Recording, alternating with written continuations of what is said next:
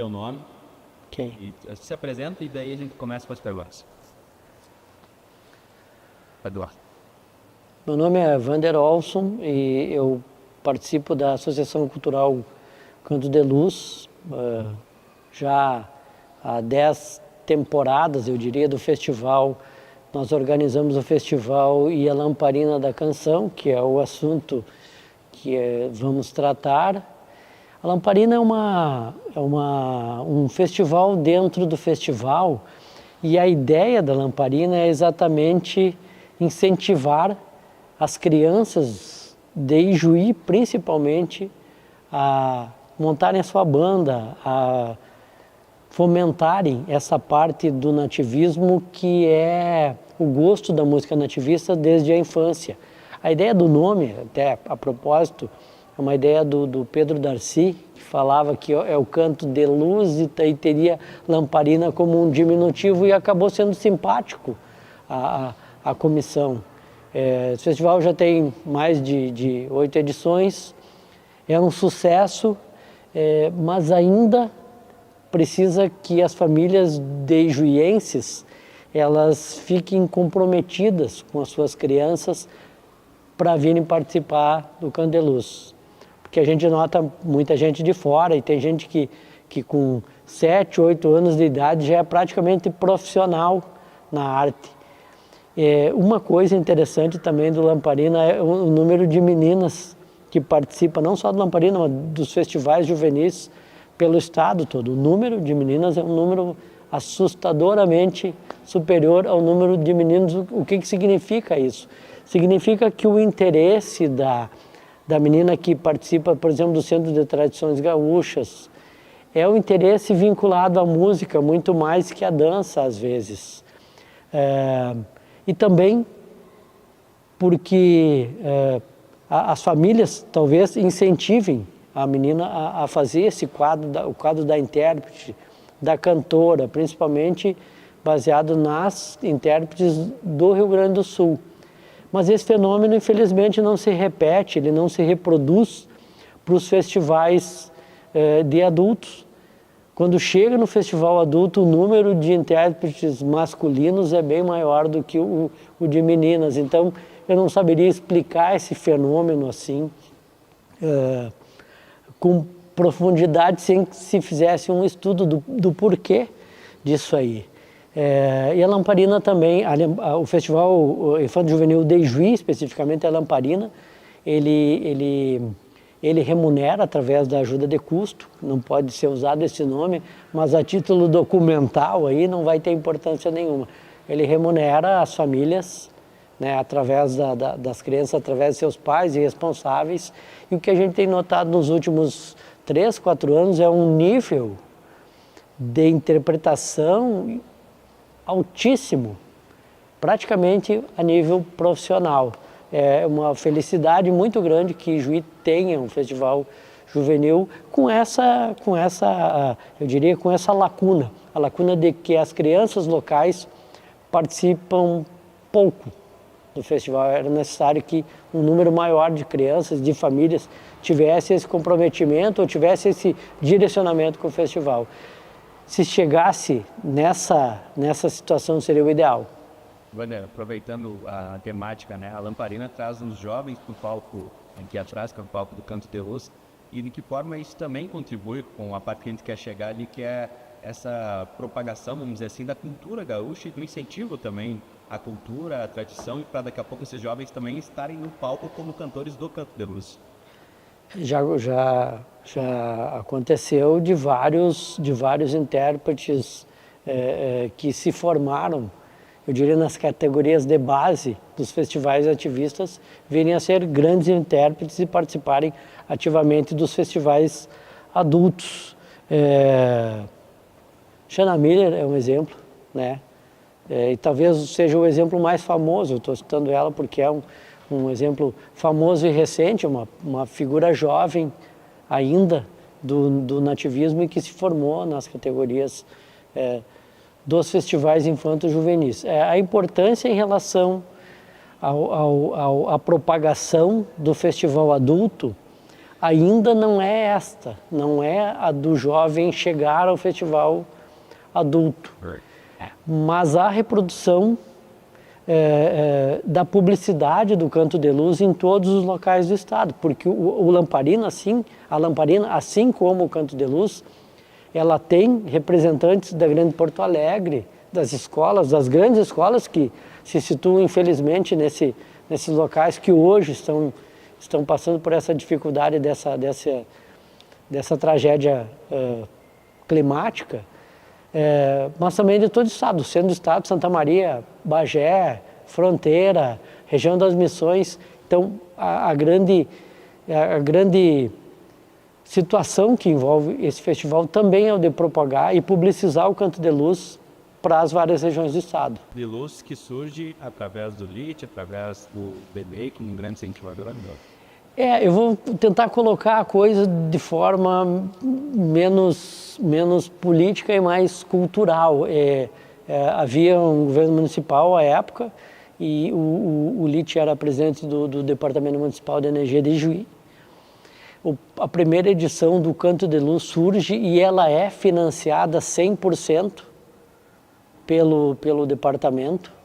A segunda edição, se não me engano, também ocorre nos mesmos moldes dos 100% do financiamento.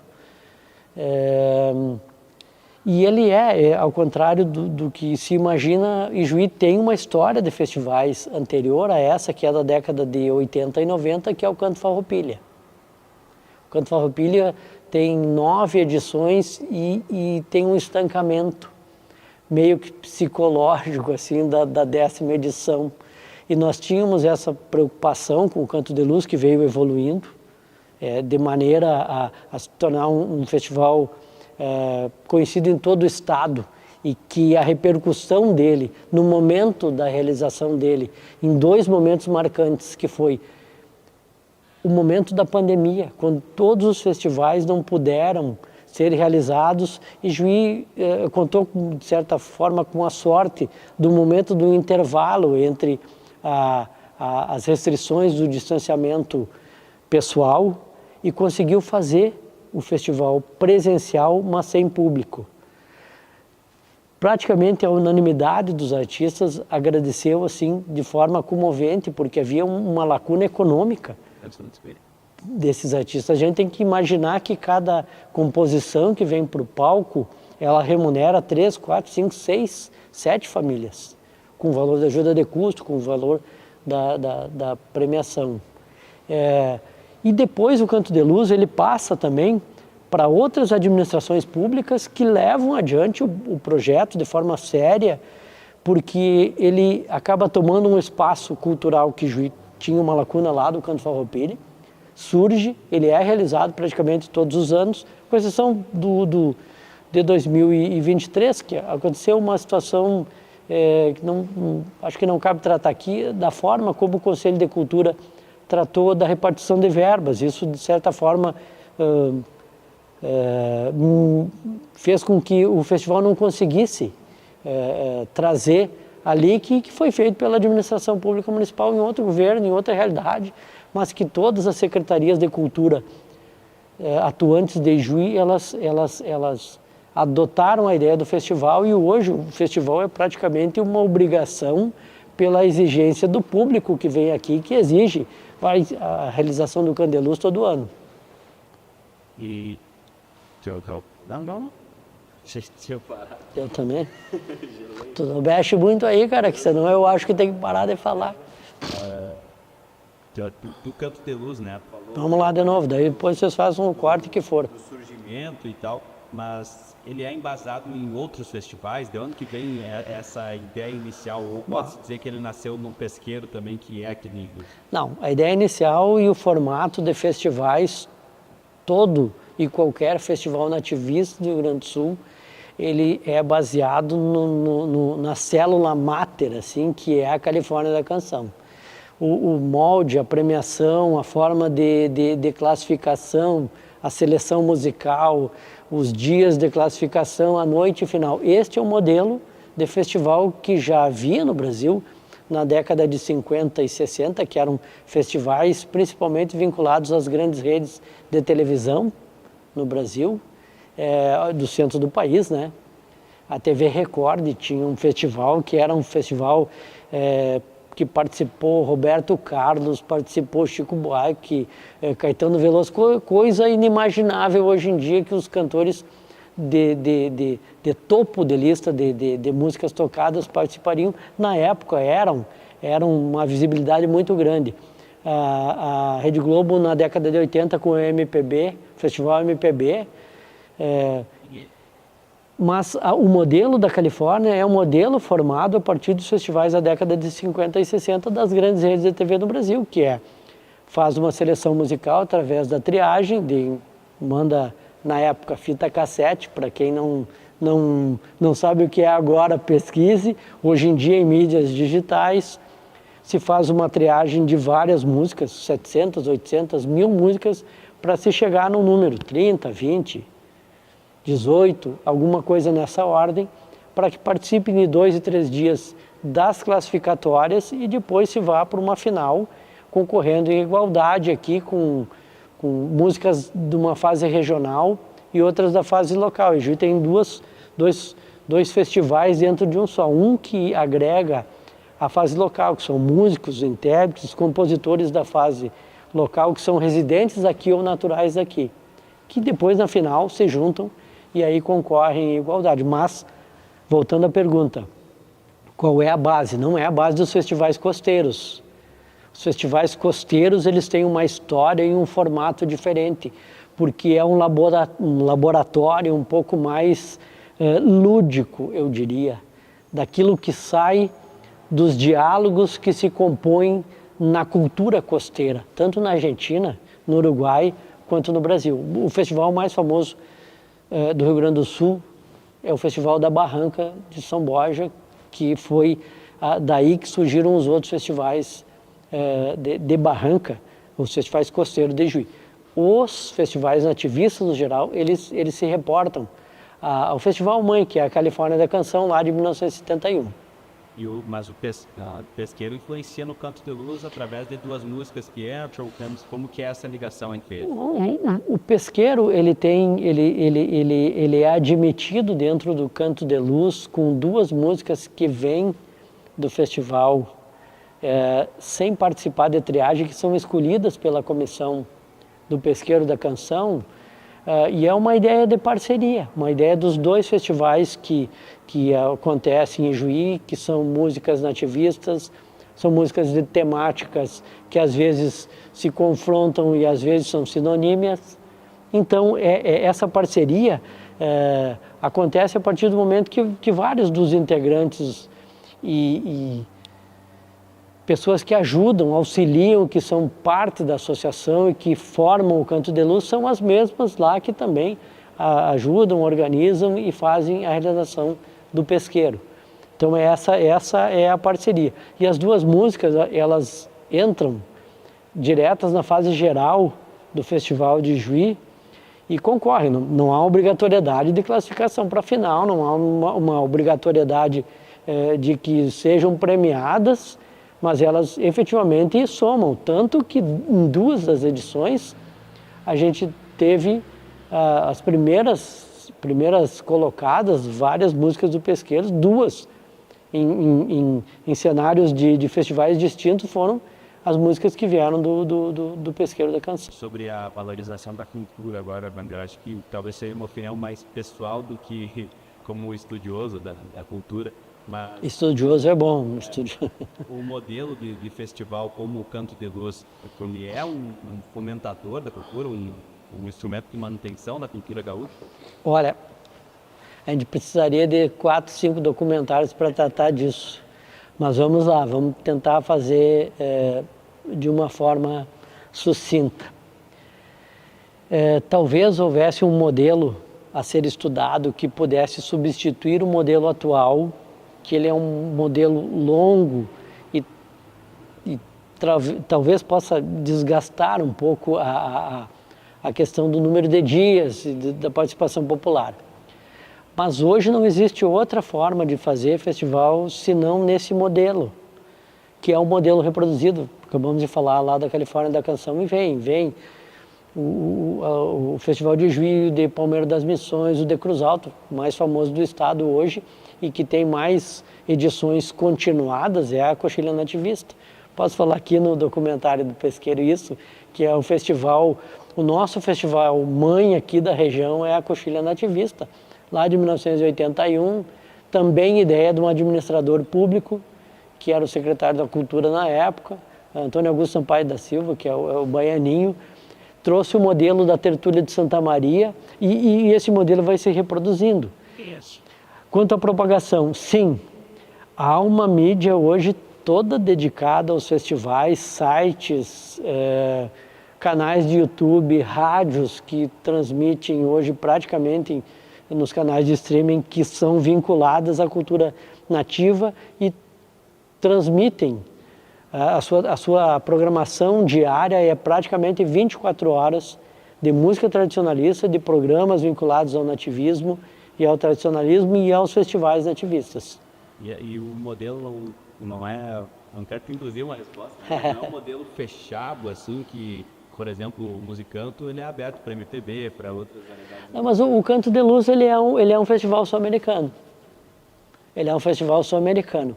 A questão do alcance e do porquê das pessoas que são dos países do Cone Sul não participarem, isso aí a gente pode abrir um espaço de estudo que talvez seja o valor da ajuda de custo, porque o Musicanto tem essa diferenciação. Mas não é por isso que não há admissão de música dentro. Tanto que o Candeluz tem várias músicas em várias edições, desde a 4ª edição, que foi a edição que abriu para ele virar um festival sul-americano. Inclusive no regulamento do Candeluz tem que ele é de todos os países da Sul-América de língua espanhola. E o Brasil, que é o único que fala português no continente. Então tem, o ano passado, inclusive, teve 2 músicas, uma que foi premiada com a melhor melodia, que foi uma música argentina, trazida aqui da região de Misiones, de Oberá. Já tivemos participação de músicas de La Plata, já tivemos participação de música de Correntes, já tivemos 2, 3 participações de músicas vindas do Uruguai, inclusive premiadas dentro do Candeluz, e concorre à igualdade. Eu acho que a coisa toda do gênero musical e da gente tentar fazer uma separação, na minha opinião, e daí não é indução e resposta nenhuma, ela não é legal, porque nós nascemos de um universo único. A figura do gaúcho, ela não é uma figura rio-grandense, ela é uma figura argentina, ela é uma figura uruguaia, do sul do Paraguai, do Chaco. A gente é muito igual para ser diferente, para ter essa diferenciação. Eu até não admito, às vezes, um discurso de tronco missioneiro ou nós somos autênticos, porque essa autenticidade é uma autenticidade que vai ser mentirosa sempre. Se eu tenho multiplicidade, eu tenho autenticidade na multiplicidade. Voltando, só fazendo um parênteses, se a gente for pegar a primeira manifestação gaúcha de poesia, ela é lá do final de 1700, um cidadão chamado Bartolomé Hidalgo, que é um uruguaio, que na falta de jornais e na falta de periódicos de fazer a notícia, ele inventava cielitos, que eram versos para agregar uma comunidade à outra sobre as notícias das guerras uruguaias, das revoluções que surgiram no festival em relação a isso. Da multiplicidade que, obviamente, cada local tem a sua personalidade, acho que podemos dizer assim, na questão da música. Então eu quero perguntar, na tua opinião, principalmente, né, na música nativista, quais seriam os pilares ou as bases para vir a se tornar, para vir a uma música nativista ser tão reconhecida a ponto de ter esses festivais hoje? Se pudesse trazer em adjetivos, numerar isso. Tá, não, eu posso. O primeiro ponto a ser lembrado aqui é o modelo cultural de orgulho cisplatino lá no Uruguai, de orgulho pampiano da Argentina e de orgulho gaúcho. Inclusive o Candeluz tem um prêmio que é sobre o orgulho gaúcho. E tem um sinônimo aberto, ele não é uma coisa fechada, é do ser gaúcho, que eu acho que o termo, o vocábulo aplicado mesmo à língua portuguesa é o ser gaúcho. O que é o ser gaúcho? Ele é só do Rio Grande, ele é só do Uruguai, só da Argentina? Não. E se eu tivesse que definir um ritmo, por exemplo, musical, e eu seria até execrado, por isso eu falaria da milonga. A primeira milonga a ser tocada no Rio Grande do Sul foi na década de 60. Hoje é o ritmo que impera nos festivais. Ele é um ritmo platino, ele é um ritmo de Buenos Aires, ele é um ritmo pampiano que viajou pelo mundo todo. Hoje a milonga ele é um dos elementos formadores da música flamenca. Mas como é que pode isso, né, tchê? Um troço lá da Espanha veio aqui, buscou elementos e assim como nós adquirimos com essa mistura, essa confusão, né, toda de convivência cultural, ritmos do flamenco, né?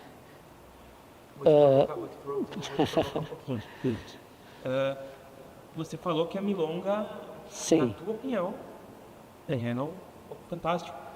E por causa desses ritmos, nós temos vários festivais de sucesso.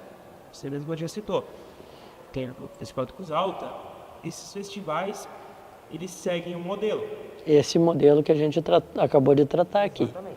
E seguem esse modelo. Você não acha que esses modelos, por serem modelos considerados modelos de sucesso, não podem, de certa forma, impedir o avanço de talvez uma criatividade, uma inovação, a competição por um modelo que já está aclamado pode estar matando alguma coisa diferente? Que pode Eu sei, eu entendi a pergunta e eu devolvo ela com uma metáfora que é a fórmula do bolo. Quem tem a fórmula do bolo vai participar dos festivais, quem não tem a fórmula não vai. Se a pergunta é provocativa, a minha resposta é sim. O meu modelo de festival talvez esteja mais aproximado do modelo dos festivais que a Argentina e o Uruguai fazem, que são mostras artísticas e tem um espaço reservado para os artistas que estão surgindo, do que esse nosso modelo. Mas daí, em conseguir realizar isso e quebrar esse paradigma, que é um paradigma social que é aceito e que acaba de sustentar, de certa forma, esse modelo fechado do Estado e algumas cidades de Santa Catarina que realizam festivais. A gente tem um festival de música nativista gaúcha em Balneário Camboriú. Balneário Camboriú é uma Cancún aí do Cone Sul. Tem gente de todo o Brasil com investimentos aí, enfim. Tem um festival tradicionalíssimo do ponto de vista da realização, tá mais de 30 edições, que é a Sapecada da Canção, que fica em Lages. E é um festival, talvez do ponto de vista de ritmos musicais, mais conservador, e eu não quero usar essa palavra com uma conotação e nem de forma pejorativa, mas a dimensão de ritmos ali, ela é mais tradicional do que os festivais do Rio Grande do Sul, que tem a sua certa abertura. A Califórnia teve a sua abertura. A Califórnia foi tão, eu diria, universal, que chegou a separar linha folclórica, linha de manifestação rio-grandense e linha campeira. Então, tudo isso aí, porque tem gente que acha que o Rio Grande do Sul é só campeiro, cara, tem Porto Alegre, tem a Cultural Pelotas, que antes da gente ser gente aqui, Pelotas já era um centro urbano cultural que trazia cultura europeia. E também tem as discussões dos instrumentos musicais. Que muita gente falou, mas vai colocar um piano na música nativista. Tchê, o piano antes de tudo. Não tinha violão, aqui já tinha piano. Não tinha acordeon, já tinha harmônicas, já tinha piano. O violino, cara, já tinha rabecas, já tinha alaúde antes com a imigração portuguesa e ilhéu, né, que eram açorianos. Tinha a viola foi praticamente extinta dos festivais nativistas do Rio Grande do Sul, e aqueles ritmos, aqueles ritmos antigos de festas populares açorianas são a base de tudo. Quebra isso a cultura missioneira, que muitos querem se apropriar dela, mas nós temos uma situação que eu até não sabia que a gente ia falar nisso, mas a gente, para falar de cultura missioneira, nós não podemos falar da década de 70. A gente tem que ir para o início do século. Em 1918, 19, com a figura até, uma figura pouco falada no Rio Grande do Sul, que é o Aureliano de Figueiredo Pinto, que já escrevia essa visão bucólica do campo, do gaúcho, do pampa, do cavalo, é dele. Por mais que ele tenha só sido publicado póstumamente, ele é o cara que deu o tom numa cultura de campo antes de qualquer pessoa, antes até do movimento tradicionalista da década de 40. Então, nós estamos falando da década de 30, estamos falando da década de 20, quando ele se forma na Faculdade de Medicina e vem morar em Santiago, depois que ele casa lá em Porto Alegre. Ele é um cara que é natural de Tupaciretã, na época não era esse o nome do município, nasce numa estância, vai estuda no Rio de Janeiro. Veja só, nós somos filho da poesia de um cara que estudou na Faculdade de Medicina no Rio de Janeiro, terminou seus estudos na Faculdade de Ciências de Porto Alegre, se formou em Medicina, tomou partido nas revoluções da década de 20 e 30 no Rio Grande do Sul e depois foi destacado como médico em Santiago do Boqueirão. De lá surge temáticas que o Noel Guarani acaba colocando melodias em cima delas, que são da década de 70, mas a gente está falando da década de 30, de 32, de 37. E antes falamos do Bartolomé Hidalgo de 1700, de 1808, quando a gente nem era nação ainda. Nós temos uma única obra do Aureliano que é Memórias da Estância e Querência. Não existe nada mais campeiro ou gaúcho que isso, Memórias de Estância e Querência. Isso é de antes de 59. Isso ele escreveu lá na década de 40, 30. Claro, foi publicado porque ele não era uma pessoa que publicizava suas obras, mas ele já estava lá em 20 e poucos, colaborando com revistas culturais de todo o país, revistas do Uruguai. Então, se fosse para nominar alguém que invocou a cultura gaúcha, nós temos que ir no Aureliano e antes dele ainda, na figura do João Simões Lopes Neto. Ninguém inventou esse troço agora na década de 80 e me desculpem quem acha que deva nominar alguma coisa assim. Mas há estudo suficiente, tanto no Brasil quanto na Argentina, para a gente se basear em figuras muito anteriores a qualquer um de nós. Nós somos só fruto desses estudos, desse esforço e de uma poesia elaborada, lírica, em relação ao campo, em relação à visão bucólica do campo, do cavalo.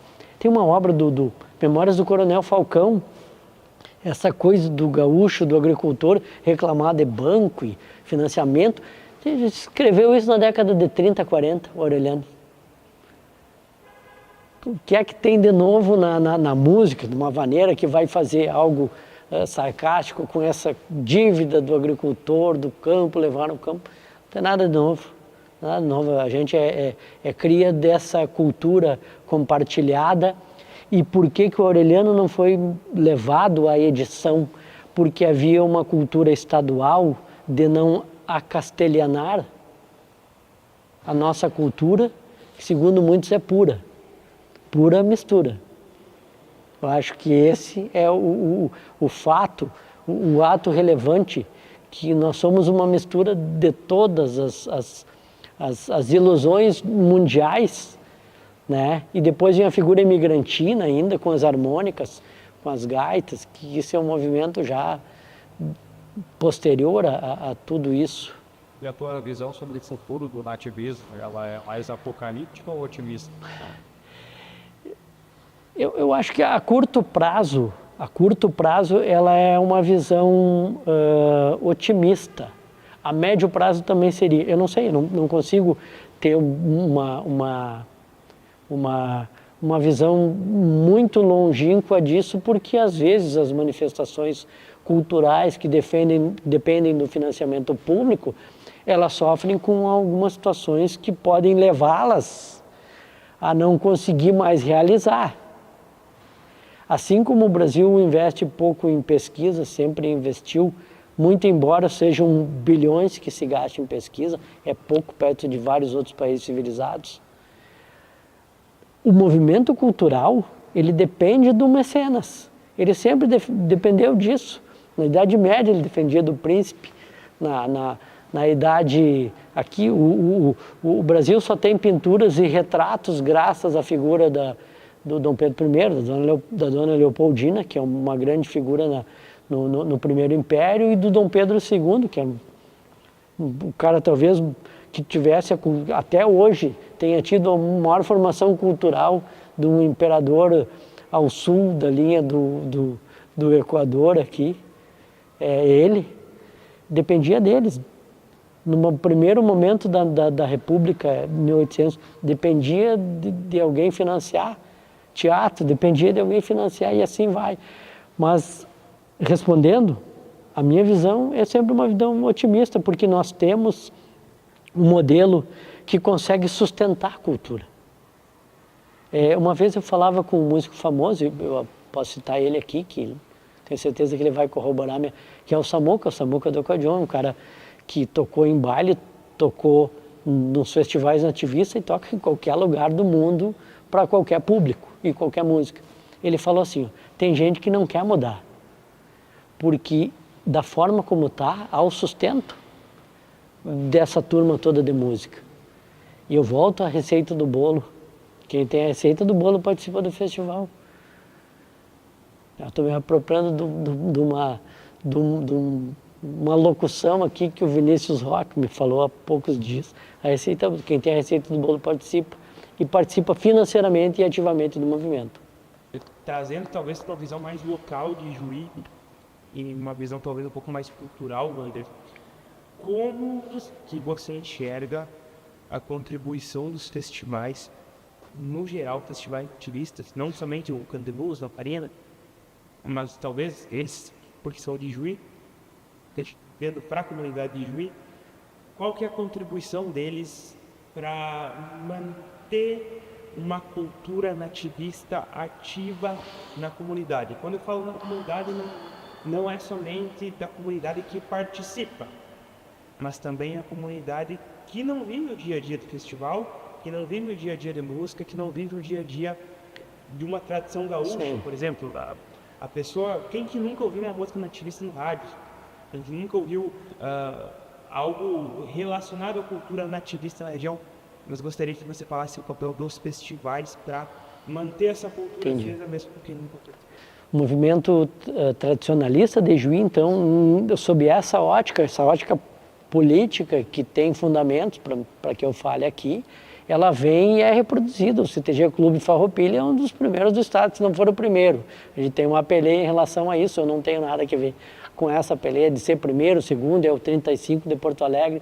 Mas, enfim, ele é importante na formação e, eu diria, na reprodução do modelo da pilcha, no modelo da dança, no modelo da comunidade, de um certo ambiente do Centro de Tradição Gaúcha, que tem uma fama de ser um ambiente diferenciado em relação às outras sociedades.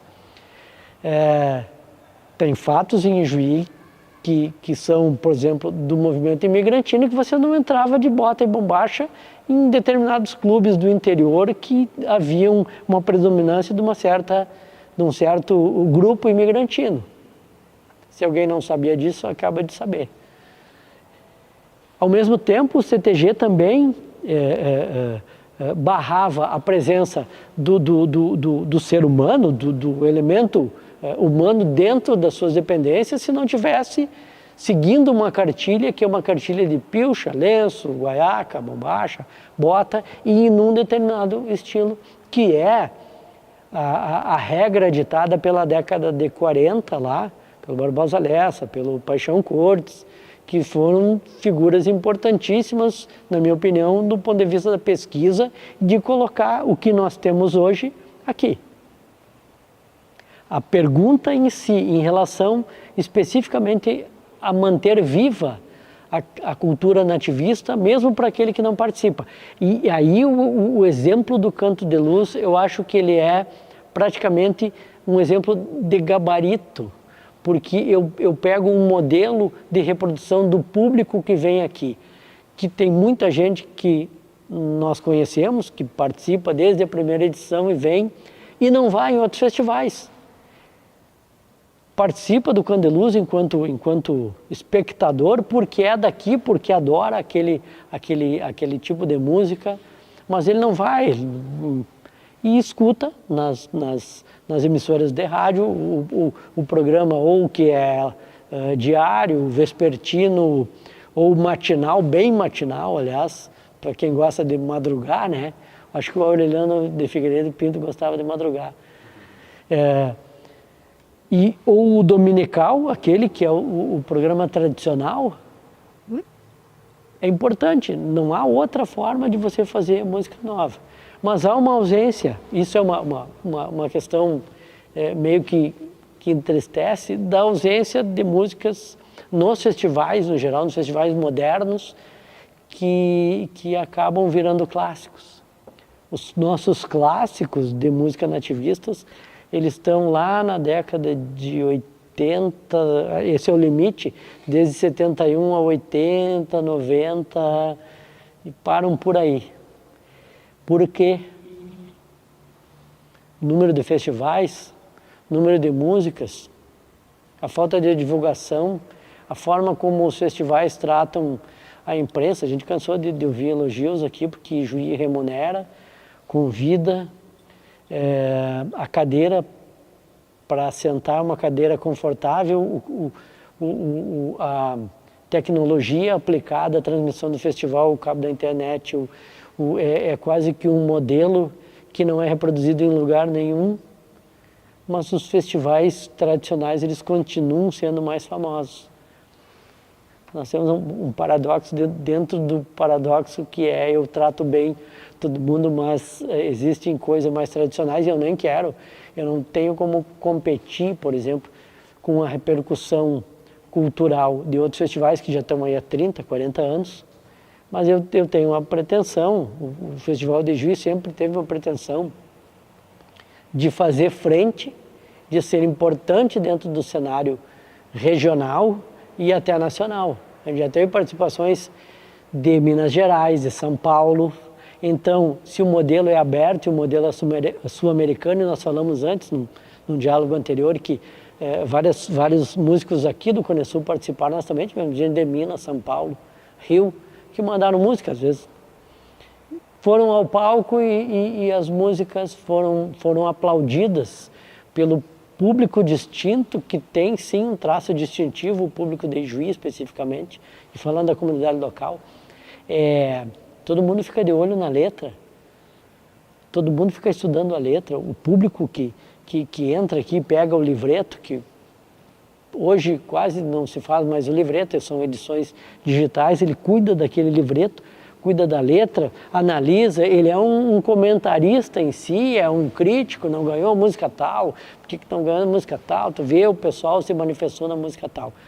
Então a importância é essa, a importância é que há uma turma que vem sempre, é uma turma nova a cada ano que ouve falar por essa turma que vem, sempre é uma turma que eu diria, se moderniza em relação aí, e as crianças e as famílias das crianças que vêm assistir o Lamparina, e é uma coisa meio que dificilmente hoje você tem uma criança que fique sentada ali, né, no momento, é um agito total, geral, né, aquela coisa de criança, aquela energia.